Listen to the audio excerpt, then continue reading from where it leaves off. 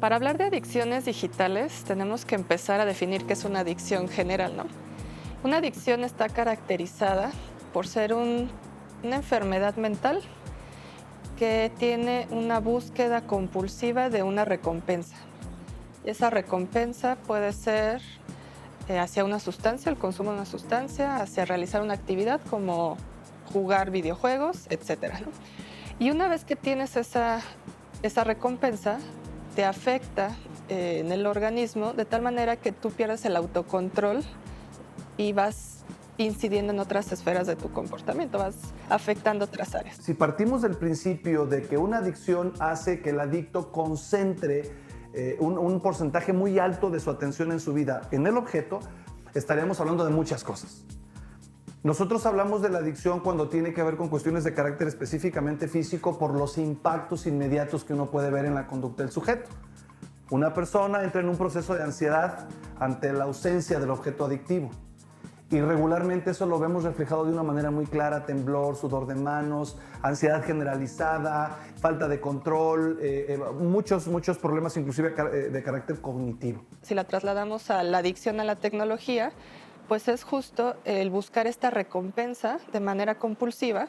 Y aquí en las tecnologías hay una variedad de diferentes recompensas. Puede ser desde conseguir likes, de tener diferentes mensajes, notificaciones. Hay personas que son adictas a estar pasando el dedo en la pantalla para recorrer el timeline de Facebook, de Twitter, etcétera, ¿no? Inclusive si no tienes acceso a ella, ya sea que no tienes internet, la pila se te está acabando o dejaste el celular en la casa, pues padeces esta serie de ansiedad o de síndrome del que estamos hablando. Por adicciones digitales o por adicción digital podemos entender aquellos comportamientos psicopatológicos que tienen las personas ante los medios digitales.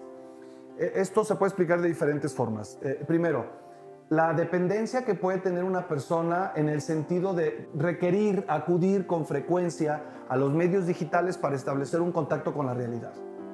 Por ejemplo, una persona que en su momento sustituye más que complementa las relaciones interpersonales a través de los medios digitales, llámese redes sociales, estamos pensando que esta persona en particular o está en un proceso de desarrollo de la adicción o ya es una persona adicta.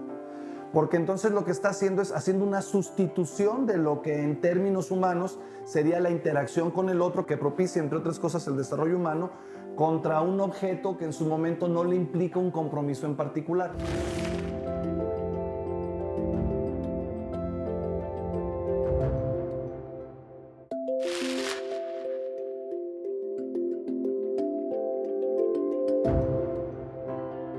Si yo estoy esperando que alguien me mande un mensaje y probablemente los 15 minutos que estoy esperando que me manden el mensaje, para mí es sumamente complicado interactuar con el medio, para mí esto sería un foco amarillo casi rojo. La adicción tiene una conformación más o menos similar en la economía psicológica del sujeto, porque el proceso es fundamentalmente el mismo, es la dependencia extrema de algo que es lo que no me permite establecer una relación con el entorno que pudiera ser como más armónica.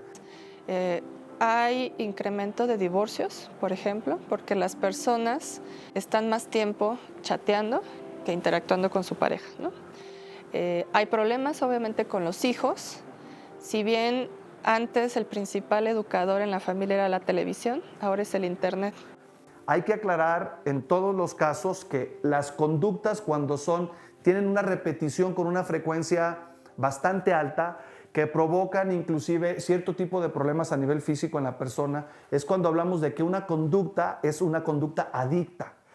Estamos clasificando prácticamente todo este tipo de adicciones digitales. Me refiero principalmente al uso de celulares, las pantallas de televisión y prácticamente un monitor de computadora principalmente, aunque existen algunos otros. Este tipo de equipos lo que emiten es radiación ultravioleta. La sintomatología que como tal presentaría un paciente que ya está siendo afectado por esta adicción digital sería que tiene problemas para leer.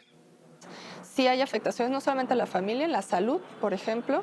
La persona empieza a tener trastornos alimenticios porque antepone estar conectado a comer o a tener sus horarios cubiertos, a descansar. Hay trastornos de sueño físicos, o sea, hay ya lesiones por el uso de estos aparatos.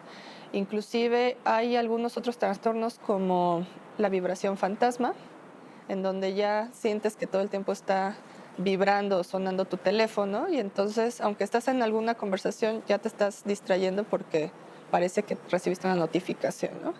De tal manera que si a una persona le retiramos el acceso, por ejemplo, al Internet, probablemente pase un momento de ansiedad que pasados 15, 20 minutos puede empezar a tener cierto control sobre esta situación.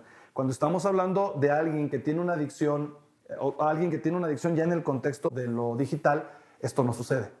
Es decir, la persona puede entrar en una circunstancia de ansiedad máxima que le puede llegar a provocar inclusive ideación suicida o que se golpee o que trate de golpear a alguien. Ya la conducta la vemos muy disgregada de la realidad.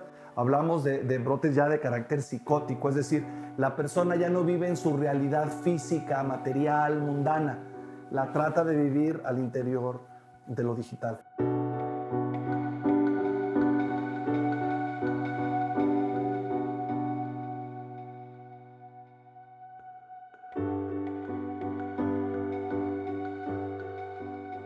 Sí, en promedio lo que hemos encontrado es que una persona utiliza de 150 a 200 veces, por ejemplo, su WhatsApp al día. Hicimos un estudio en el caso de nuestros jóvenes, entre los 13 y los 29 años, alumnos de bachillerato, de licenciatura, inclusive de posgrado, cuánto tiempo dedicaban en promedio al uso del chat y dedicaban aproximadamente 6 horas y media diarias a chatear a través de WhatsApp. Esto no significa que fuera un horario seguido. Si nosotros nos fuéramos a 6 horas solamente y el día tiene 24 horas, estaríamos pensando que una cuarta parte de la vida de estas personas la utilizan para estarse comunicando a través del chat.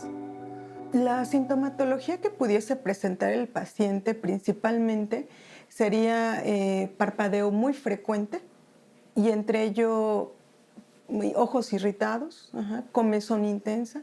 Sería uno de los primeros datos de donde ya se genera una conjuntivitis irritativa. El porcentaje está siendo en promedio de cada 10 niños, en promedio se están presentando en 4 a 5 niños. Entonces es muy alto.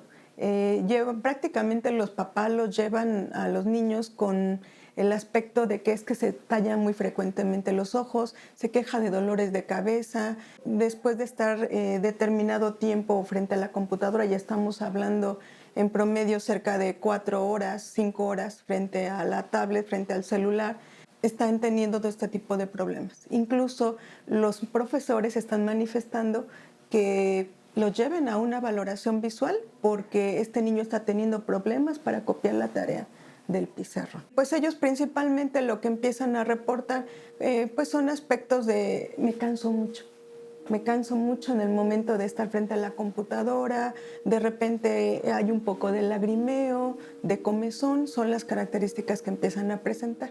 Obviamente por lo regular a esa edad ya han tenido al menos 1 o 2 exámenes visuales, por lo regular ya están utilizando lentes. Y de hecho lo importante es que adicional a usar la graduación se les debe de colocar a sus lentes un filtro especial para que de esa manera estén protegidos contra la radiación ultravioleta.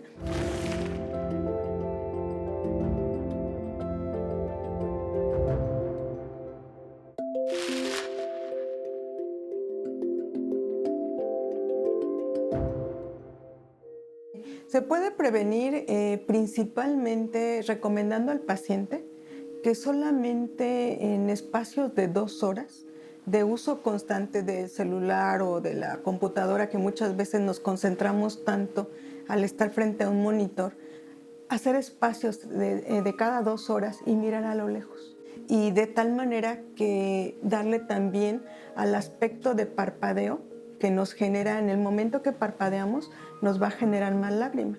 Esa lágrima va a lubricar también la parte más externa del ojo. Es importante buscar dormir el tiempo adecuado y en el tiempo adecuado. ¿A qué me refiero? Que debe de dormirse en la noche, el tiempo que corresponde en las condiciones ideales de reposo. De igual forma hay que considerar el tiempo. En promedio deberíamos de dormir de 6 a 8 horas. ¿Por qué? Es importante considerar que durante este lapso de sueño las estructuras se regeneran.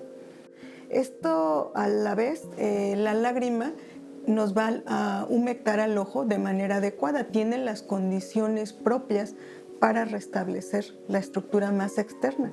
Esto nos ayuda de tal forma que nuestra visión es muy clara. En ocasiones, cuando no dormimos en forma adecuada y el tiempo adecuado, puede provocar que estemos viendo borroso durante el día. Pero no es porque se necesite una graduación, simplemente que la córnea no está siendo lubricada en forma adecuada debido a que no hubo una reparación adecuada de las estructuras mientras dormíamos. Este tipo de adicciones es relativamente nuevo. Los primeros estudios empíricos publicados de corte científico datan de finales de los 90, principios del año 2000. Entonces es un fenómeno que se está empezando a abordar. Específicamente en el 2004 en Europa sale publicado un instrumento de medición, que es el primero que se concibe en torno al tecnoestrés. Y ya aquí en México, a partir del 2016, aquí en la facultad estamos realizando investigaciones en torno a este tecnoestrés, pero diferenciado en tecnofobia, tecnoadicción y tecnofatiga. Principalmente la tecnofobia se caracteriza por ese miedo irracional al hacer uso a los diferentes dispositivos electrónicos, por desconocimiento, por falta de práctica, a veces por ser una instrucción de tienes que operar la computadora sin haber esta sensibilización o capacitación previa, ¿no? De acuerdo a los estudios, la tecnofobia se padece más en personas mayores, ya conocidos como baby boomers, que su desarrollo no ha estado tan de la mano con el auge tecnológico, ¿no? Por otro lado, la tecnofatiga, esta se presenta como un cansancio al uso de estos dispositivos, entendido porque está asociado a la labor, al trabajo diario.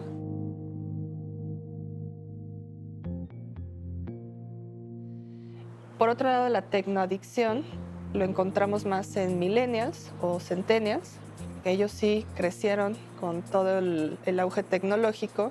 Son personas que están usando constantemente estos dispositivos para su vida diaria, desempeño escolar, entretenimiento, inclusive para despertador, etcétera, ¿no?